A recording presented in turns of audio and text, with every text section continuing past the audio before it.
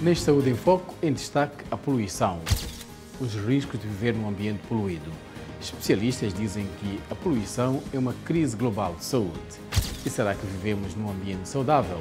Teremos reações da Etiópia. Uma especialista de saúde discute conosco sobre as mudanças que afetam a nossa saúde e como podemos nos proteger. E algumas pessoas na Somália mostram sinais de trauma avançado após anos de conflito. Este é o Saúde em Foco.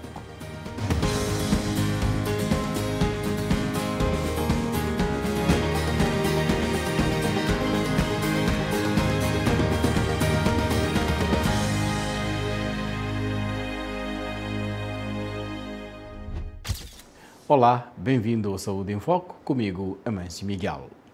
Recentemente, o fumo de incêndios florestais do Canadá afetou a qualidade do ar em Nova York e em algumas cidades dos Estados Unidos. No entanto, para muitas pessoas no mundo, respirar ar perigosamente poluído é uma realidade diária.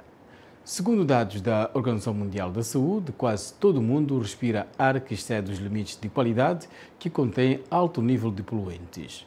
Esses poluentes são prejudiciais à saúde humana a curto e longo prazo. A Organização Mundial da Saúde diz que mais de 3.800.000 pessoas morrem prematuramente a cada ano de doenças relacionadas à poluição do ar doméstico, incluindo pneumonia, derrame e cancro de pulmão. A poluição do ar foi o segundo principal fator de risco de morte em toda a África em 2019 e recém-nascidos e crianças menores de 5 anos correm alto risco de poluição do ar doméstico ligado ao uso de combustíveis sólidos para a cozinha.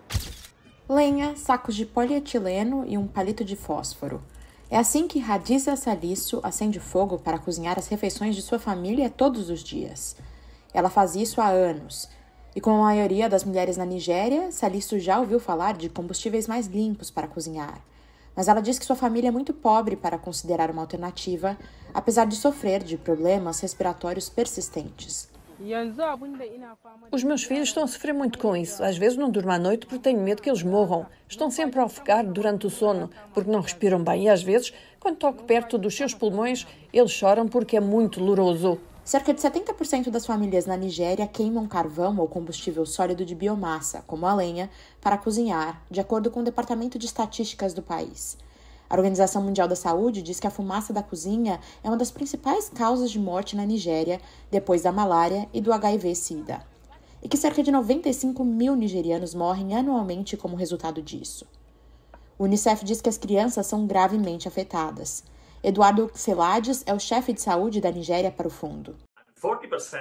40% das mortes por pneumonia são por causa da poluição do ar. Então estamos a falar aqui de grandes números, de cerca de 70.000 crianças que morrem todos os anos. Nós do Unicef estamos a apoiar o país para expandir a rede de agentes comunitários de saúde. As autoridades nigerianas também se preocupam com o desmatamento causado pelo corte de árvores para a lenha e dizem que isso pode piorar o impacto das mudanças climáticas. Em março, as autoridades lançaram uma iniciativa para distribuir até 1 milhão de fogões para os cidadãos pobres. Mas Celades, do Unicef, diz que as autoridades precisam iniciar e implementar políticas que possam abordar o problema de maneira mais ampla. Estamos a trabalhar a 2 níveis. O nível é garantir que o governo se comprometa realmente a reduzir o número de famílias que cozinham com lenha dentro de casa. Algumas leis precisam ser ao nível do Estado. Zainab Ishaku espera receber um fogão em breve. A razão de usar lenha para cozinhar é porque não tenho dinheiro para comprar um fogão ou uma botija de gás e tenho 10 filhos. Então uso uma panela grande que pode carregar a quantidade de comida de que precisamos para comer.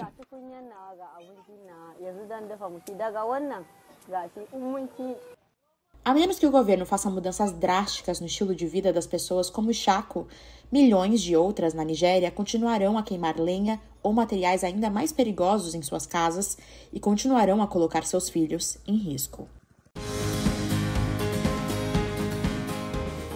E agora vamos à conversa com uma especialista que vai nos contar o que faz a mudança no clima, e isto relacionado ao aumento de pessoas que sofrem doenças respiratórias novas ou agudas.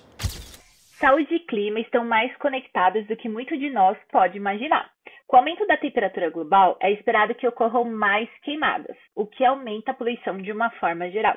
E a ligação entre poluição e doenças respiratórias sempre foi muito estudada e é muito bem estabelecida. Em 2020, a Organização Mundial de Saúde divulgou um alerta de que nos próximos 10 anos, o número de doenças relacionadas às mudanças climáticas deve aumentar. Entre elas estariam não só as doenças pulmonares, como as doenças cardíacas também. E aí a gente pode ressaltar doenças como câncer de pulmão e infarto agudo do miocárdio. Isso tudo porque as pequenas partículas dos poluentes afetam intensamente o sistema respiratório, aumentando crises de asma e sinusites, por exemplo, além de causar câncer de pulmão e enfisema pulmonar. Para exemplificar, toda essa situação, é legal a gente pensar no desconforto que dias mais secos nos causam. Dias esses que são muito comuns em alguns climas, na época de outono e inverno. As nossas vias aéreas elas ficam extremamente secas, com a baixa temperatura, com a baixa umidade do ar, o que juntamente com as partículas de poluição pode gerar crise de asma naqueles que são mais suscetíveis à asma. E é importante lembrar que a OMS sugere que a umidade relativa do ar adequada para que nós respiremos bem, confortavelmente, deve estar acima de 60%. Se com as mudanças climáticas a tendência é que a qualidade do ar piore, é esperado que quem já sofre com questões respiratórias tenha uma piora de suas doenças. Ao mesmo tempo, é esperado também que novos casos surjam em grande quantidade em quem ainda não apresenta nenhum tipo dessas doenças. Especialistas dizem que previsões baseadas no clima para o continente africano podem ajudar a antecipar e a se preparar para os riscos associados à saúde das pessoas. Eis o que alguns participantes da conferência sobre o clima e saúde em África tiveram que fazer. A pesquisa que realizei recentemente em Lagos e Cano mostrou que daqui a 50 a 100 anos vamos enfrentar uma magnitude muito séria de calor e é por causa do aumento da temperatura e isso já está a acontecer. Então sim, é uma prova. A mudança climática é prova no meu país. A saúde é realmente a área em que achamos que há alguns frutos que ainda não foram explorados de forma ampla. Agora, com os avanços na previsão do clima, pensamos que talvez possamos, pelo menos, tentar iniciar uma conversa sobre a implementação do sistema de alerta precoce em saúde. At least start a conversation on implementing early warning system in health. The forecast. As previsões da rede que vamos construir a partir daqui vão nos ajudar a ver além em termos de tempo. Então, isso significa que será útil quando formos capazes de estabelecer essas redes e fortalecê-las e trabalharmos juntos. Talvez possamos ter os melhores resultados em termos de dados climáticos para entendermos o futuro, o que vai acontecer em termos de vetores, em termos de doenças, em termos de impacto nas comunidades. Isso vai nos ajudar a planejar melhor o futuro. This is going to help us to plan better for the future. An effective early warning system, in my opinion, will Um sistema de alerta precoce eficaz, na minha opinião, será preparar previsões de tempo e clima confiáveis e tão precisas quanto possível para trabalhar em colaboração com os cientistas sociais. E quando digo cientistas sociais, falo de pessoas que trabalham em ciências comportamentais, entendem como as pessoas reagem a eventos extremos, mas também trabalham com epidemiologistas, sabe que entendem a dinâmica das doenças, trabalhando com as organizações comunitárias. The dynamics of diseases, working with community organizations. We have our age group where we can A pesquisa que realizei recentemente em Lagos e Cano mostrou que daqui a 50 a 100 anos vamos enfrentar uma magnitude muito séria de calor e é por causa do aumento da temperatura e isso já está a acontecer. Então sim, é uma prova. A mudança climática é prova no meu país. Very high level of creativity. So I think that needs also to be delved into. We need to learn how to create stuff and learn how to also, be innovative. Nothing is cheap for preventing of it. Nada é barato para a prevenção de uma doença como a malária. Tudo tem seu próprio custo. Se não vai custar ao sistema de saúde, vai custar ao agregado familiar. Se não custar a uma família, vai custar a uma mãe. Se não vai custar a uma mãe, vai custar a algumas comunidades. Portanto, prever o que realmente ajuda é dizer o que vai acontecer amanhã. Então, ajuda você a se preparar. Actually, is to tell you what is going to happen tomorrow. So it helps you actually to prepare. Mas essa previsão ajuda agora, uma vez que eles utilizam melhor essas intervenções. Amanhã o custo será menor porque haverá menos pessoas doentes. Isso significa que haverá menos pessoas que precisam de remédios, menos pessoas que talvez estejam afetando a economia, porque agora a família está saudável. The household is healthy. E agora vamos à Somália, onde décadas de violência e crises humanitárias deixaram muitos traumatizados, isto de acordo com um estudo de saúde de organizações da ONU ali na Somália. Médicos e pacientes de saúde mental partilham as suas histórias. Abdirahman Dahir Gutali costuma trazer um membro da família para este centro de saúde mental. Ele diz que a saúde desse familiar piorou e de repente ele ficou violento. A família teme que ele possa machucar outras pessoas e procurou ajuda. Ele perdeu o apetite e tem dificuldades para dormir, luta com isso. Ele se tornou um perigo para si mesmo e para os outros. Ele anda estressado e tem dificuldades na sua vida. O fato de a família de Gutali ter procurado ajuda é raro num país onde discutir questões de saúde mental costuma ser visto como um tabu. O Dr. Liban Mohamed Omar, que dirige o centro, diz que existem normas culturais que dificultam o tratamento. Na maioria dos casos, os entes queridos falam pelos pacientes. Mas o obstáculo mais difícil é a percepção do problema. Existe estigma, as pessoas são muito reservadas para falar honestamente sobre a sua condição. Portanto, o estigma exacerba a condição. A história da família Gutali não é um caso isolado. Como resultado de mais de 30 anos de guerra, os somalis têm muitas feridas, visíveis e invisíveis. Um recente estudo epidemiológico sobre a saúde mental no país diz que quase 77% da população na Somália tem um distúrbio mental ou psicológico, uma taxa maior do que estudos anteriores haviam sugerido. O estudo da ONU, do Ministério da Saúde da Somália e da Universidade Nacional constatou que a prevalência de transtornos mentais entre os jovens é significativamente maior. Curiosamente, o que vimos é que esses jovens que sofrem de transtornos mentais também têm uma alta carga de abuso de substâncias.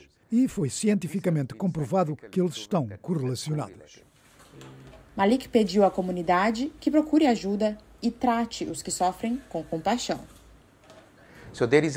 Há muito trabalho que precisamos de fazer a nível comunitário para consciencializar as pessoas de que esses são seus filhos, essas são as suas filhas, são os seus próprios familiares. A falta de conhecimento também contribui, diz Omar. A maioria dos pacientes tem pouco ou nenhum conhecimento sobre as doenças mentais. Agora elevamos o nosso esforço para criar consciência sobre a saúde mental. A família Gutali diz que há resultados. Começamos a ver uma mudança quando ele recebeu o tratamento.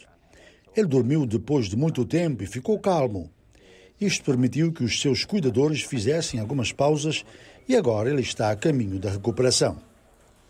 O estudo, realizado entre 25 de outubro e 15 de novembro de 2021, também recomendou o treinamento dos profissionais de saúde da linha de frente, a conscientização e o rastreamento rotineiro de transtornos mentais na atenção primária à saúde. Os riscos da poluição, este foi o nosso destaque no nosso programa de hoje. Para a semana teremos mais conversa sobre a saúde, realização de Bárbara Ferreira Santos. Eu sou a Mãe Miguel, foi Saúde em Foco.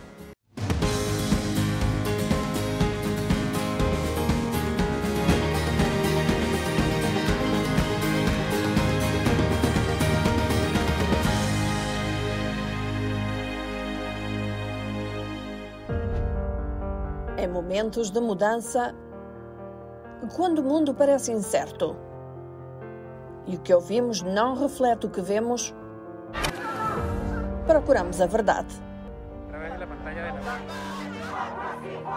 Quando nos é contada apenas parte da história, perdemos a confiança.